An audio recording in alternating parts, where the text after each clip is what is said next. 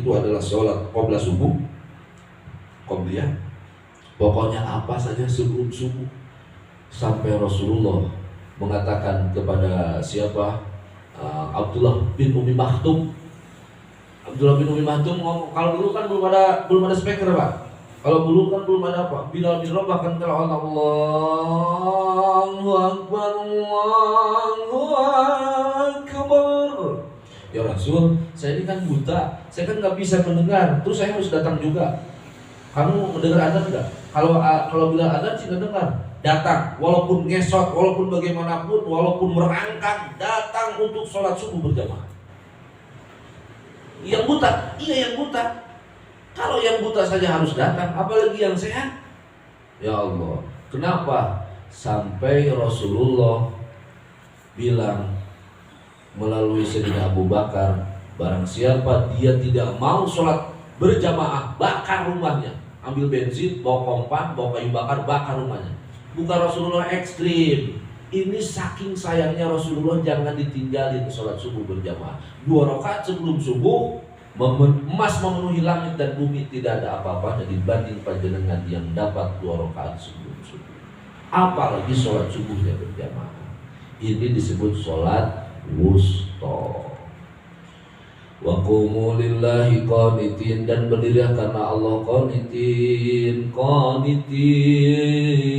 semuanya berdiri karena Allah, qanitin. Jadi kalau panjenengan dikasih umur taruhlah 50, usia balik taruhlah 15 tahun, berarti 15 ke 50 berapa?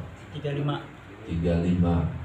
Kalau 35 rata-rata panjenengan pernah sholat subuh berjamaah, itu berarti 35 tahun panjenengan berdiri nanti di yaumul qiyamah mendapatkan naungan dari Allah Subhanahu wa taala. Amin, amin, amin. Kalau dikali 1 tahunnya itu 27 derajat, berarti 27 tahun dikali 35 tahun. 27 derajat dikali 35. Itu hitung aja. Karena Rasulullah bilang angka kan 27 derajat.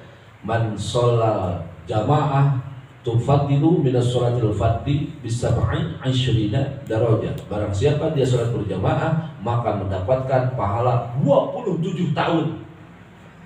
27 tahun derajat. Kalau tidak pernah tinggal, waduh luar biasa. Saya enggak sholat berjamaah, saya di rumah. Nah, hati-hati nih sholat berjamaah keseringan sendiri di rumah. Kenapa? Kalau dia tidak fasih baca surat Fatihahnya, cuma 1 pahalanya. Itu pun kalau di rumah 1 pahalanya, kalau fasih Fatihahnya. Kalau enggak fasih Fatihahnya, alamat. Diancam dengan hadis yang lain. Barang siapa dia membaca surat Fatihah tidak memakai tajwid lidah idghamnya, maka sholatnya dipertanyakan. Ada juga yang mentafsirkan sholatnya tidak sah kalau nggak fasih Fatihahnya.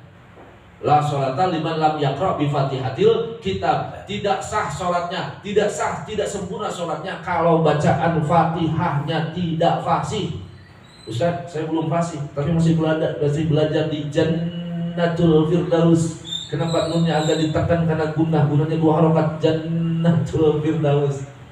Di mafhum kalau masih belajar. Kalau sholat berjamaah, imamnya boleh jadi nggak fasih, yang qomat boleh jadi nggak fasih, tetapi ada yang di pojok, yang pernah ngaji Jannatul Firdaus sampai fasih banget, maka tertolong oleh yang di pojok walaupun hanya dapat salam pertama saja karena ketinggalan. Tuh, sholat berjamaah luar biasa.